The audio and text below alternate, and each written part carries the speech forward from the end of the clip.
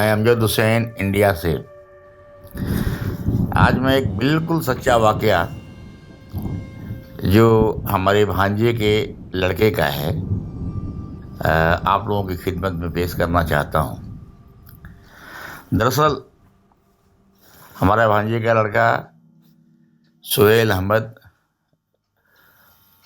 जो इंजीनियरिंग की पढ़ाई पूरी करके अपने नए जॉब की तलाश में कंपटीशन देता रहता है, इसकी एक खास फ्रेंड सर्किल है जिसमें सुहेल और नुमान, पीयूष और गोलू ऐसे 5-6 दोस्त अपने फ्रेंड सर्किल में रहते हैं। ये लोग एंजॉय करते हैं, घूमते हैं, फिरते हैं, मस्ती करते हैं। एक दिन इन पांचों ने फैसला किया कि हम लोग गौरेला, ये लोग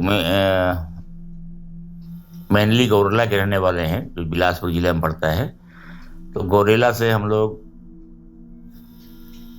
खोडरी एक जगह पड़ती है, वहाँ जंगल में जंगल में पिकनिक मनाने के लिए जाएंगे। ये सब किसी खास दिन अपनी अपनी बाइकों पर सवार होकर के और खाने पीने का सब सामान लेकर के खोडरी, जो गौरेला से करीब 25 किलोमीटर आगे है, कि घने जंगलों की तरफ गए। वहाँ 25 किलोमीटर आगे जाने के बाद जंगल के किनारे उन्होंने अपने बाइक्स खड़े कर दिए और वहाँ से करीब 500 मीटर आगे पैदल ही नदी की तरफ पहुँचे। एक जंगली नदी वहाँ से बहती थी। वहाँ नदी के किनारे रेत पर बैठकर इन लोगों ने खाना बनाया, खाना खाया, खूब एंजॉय किया, वॉलीबॉल वगैरह खेले, फुटबॉल खेले। और जब अंधेरा होने लगा तो इन लोगों ने कहा कि घर चला जाए, वापस गौरेला चला जाए। शाम को करीब 5 बजे जब सूरज डूब रहा था, ये लोग वहाँ से अपनी बाइक की तरफ आए, अपनी बाइक स्टार्ट किए। तो जैसा कि हमने पहले बताया था कि ये लोग पढ़े लिखे बेरोजगार थे, अभी इनकी सर्विस तो लगी नहीं थी, घर के पॉकेट मनी पर ही ये लोग डिपेंड थे। तो इन लोगों की बाइक्स में पेट्रोल कम था। इनमें 4 दोस्तों के बाइक में पेट्रोल, किसी 2 दोस्त की बाइक में पेट्रोल कम था। खैर, जब वो लोग जंगल से आगे बढ़े तो 2 दोस्तों की बाइक रुक गई। इन लोगों ने टंकी खोल कर देखा तो पेट्रोल न था। अब ये लोग बहुत परेशान हुए। 2 बाइक में 5 आदमी कैसे आ सकते थे, और आते भी अगर तो फिर इन दोनों बाइकों का क्या होता, जो कौन देखता जंगल में। खैर, ये लोग पैदल ही बाइक लेकर के आगे बढ़े। कुछ दूर आगे जाने के बाद, वो जो जंगली रास्ता है उस पर आगे बढ़ने के बाद इनको दिखलाई पड़ा कि एक छोटी सी टपरी टाइप की दुकान दिखलाई पड़ी। और ये लोग जब उस दुकान के पास पहुंचे, छोटी सी दुकान थी, वो झोपड़ी टाइप की। उस दुकान के आगे पेट्रोल के बॉटल्स जो होते, बोतल होते हैं, जो गांव के लोग अक्सर ही किसी गाड़ी में पेट्रोल कम हो जाता है तो अपने बिक्री के लिए रख देते हैं, तो वैसे ही बोतल लटके हुए थे। इन लोगों ने बड़ा गनीमत समझा और वो उस दुकान की तरफ गए। तो उस दुकान पर बता रहा था मेरा भांजा सुहेल कि एक बड़ी ही ज़ईफ औरत, बड़ी ही ज़ईफ, मतलब कि बहुत ही बूढ़ी, उसके बाल सन की तरह सफ़ेद थे। और दुकान पर और भी कुछ सामान छोटा मोटा रखा हुआ था खाने पीने वाला, और वही बैठी हुई थी अकेली। और काफ़ी बूढ़ी थी, एकदम लगभग सफ़ेद साड़ी पहनी हुई थी, और उसका चेहरा, आँख और पाँव के बाल जितने थे सब वाइट थे, बिल्कुल सफ़ेद। इन लोगों ने उससे कहा अब तेल के लिए, तो उसने उतारने का इशारा किया। एक बोतल ये लोग उतार करके, आधा बोतल एक गाड़ी में, आधा बोतल दूसरी गाड़ी में ये लोग डाले। और डालने के बाद ये सब शरारती बच्चे थे, ये लोग तेजी से गाड़ी स्टार्ट कर दिए। उस बूढ़ी औरत को बिना पैसा दिए ही शरारत की वजह से ये लोग पूरी गाड़ी स्टार्ट कर दिए, और तीनों अपने बाइक में चल, पांचों लड़के 3 बाइक में अपना चल दिए।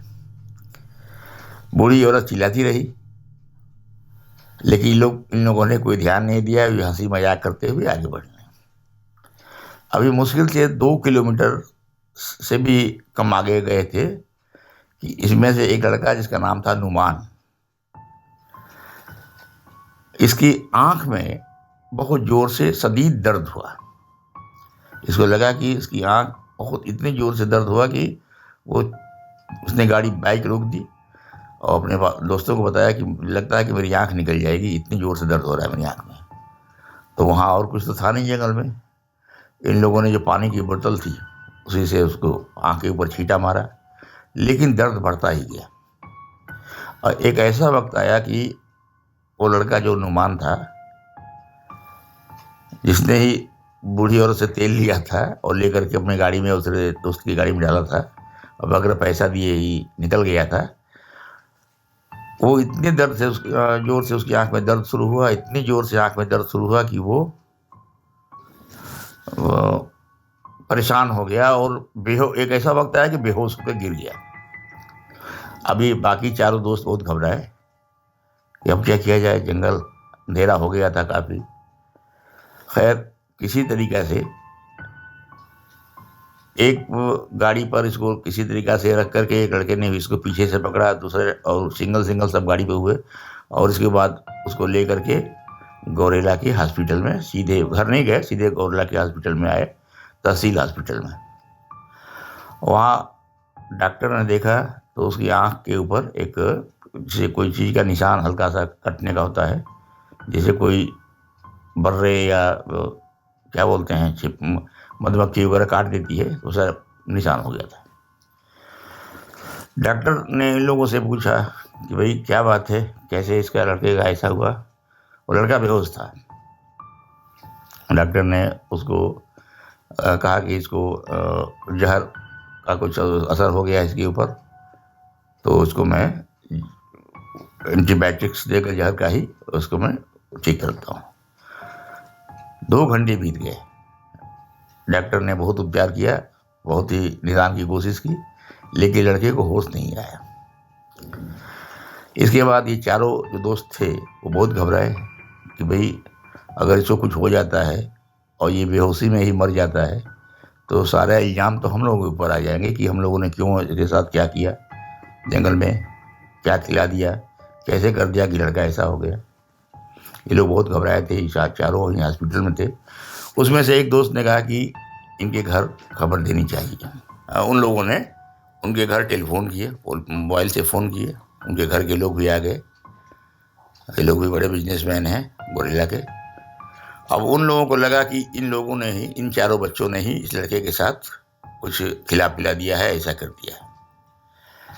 बहरहाल डॉक्टर ने जब जवाब दे दिया तो ये लोग उनको लेकर, लड़के को लेकर के बिलासपुर सदर हॉस्पिटल में, जो जिला हॉस्पिटल है, वहाँ लेकर गए लोग बड़े डॉक्टर के पास।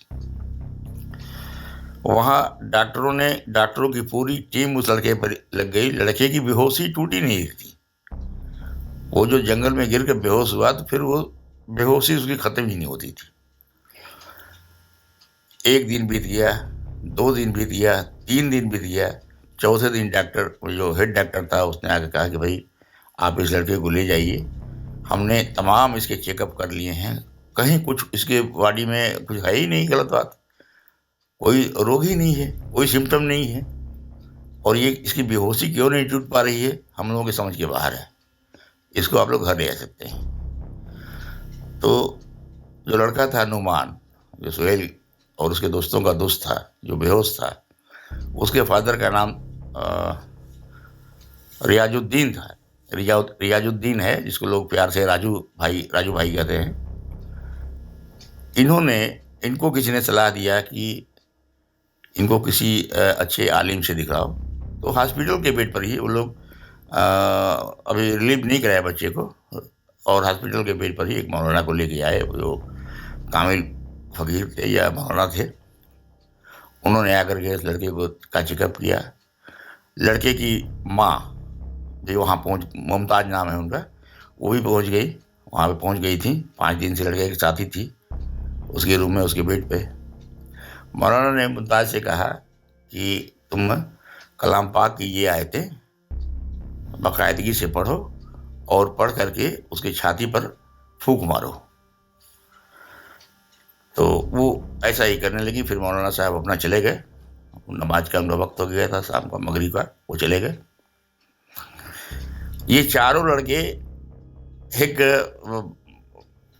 अपराधी समझ करके अपने आप को, बड़ा ही उनके अंदर इंफीरियरिटी कम्प्लेक्स हो गया था कि भाई आखिर लड़का जब तक ये होश में नहीं आएगा और सही बयान नहीं देगा तो वो तो क्रिमिनल केस बन जाता है उन चारों पर।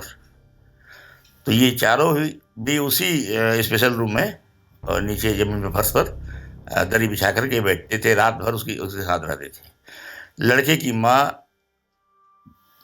माँ को जो मौलाना साहब ने जो बताया था अमल करने के लिए, कलाम पाक की आयतें पढ़ करके और दम करने के लिए उसके सीने पर, तो हमारा भांजा सोहेल बता रहा था कि बाबा हमारे आँख के सामने की बात है कि लड़का 5वें दिन की बात है, 4 दिन तो बेहोश था, 5वें दिन की बात है कि मगरिब का वक्त था, उसकी माँ वो कलाम पाक की आयतें पढ़ करके जो मौलाना साहब ने उसको बताया था और उसके सीने पर दम करके फूंक रही थी और हाथ रख करके फूंकती थी। एकाएक नुमान ने आँख खोल दिया और आँख खोल करके अपनी माँ के ऊपर झपट पड़ा बहुत जोर से और अपनी माँ का गला दबाने लगा। और एक बदली ही आवाज़ में, जो घरघराती हुई आवाज़ थी, उसमें उसने अपनी माँ से कहा कि तुम इसको पढ़ना बंद करो। बड़ी मुश्किल से जो चारों बच्चे उसी रूम में थे, इन लोगों ने उसको अलग किया, अपनी माँ से छुड़ाया, उसकी माँ से छुड़ाया और उसको बाकायदगी से रखा। मौलाना साहब को फिर फ़ोन किया गया, मौलाना साहब आए। मौलाना साहब ने उन बच्चों से कहा कि दो बच्चे तुम लोग पैर पकड़ लो, 2 उसके हाथ पकड़ लो और बाकायदगी से उनकी माँ से कहा कि तुम दम उस पर करती रहो, फूंक मारती रहो उसके सीने पर। बहरहाल डॉक्टर भी आ गए और इस अजीब मौजे को देख करके वो भी चकरा रहे थे, सब क्या हो रहा है। आवाज़ बिल्कुल बदल गई थी, आँख उसकी बिल्कुल लाल हो गई थी।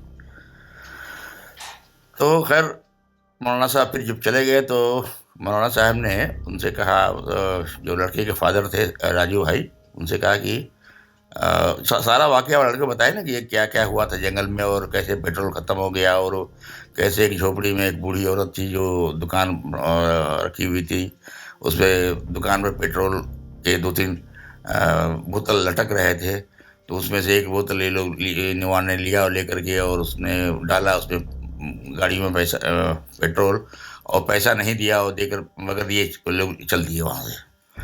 और कैसे वो बूढ़ी औरत चिल्ला करके रोक रही थी।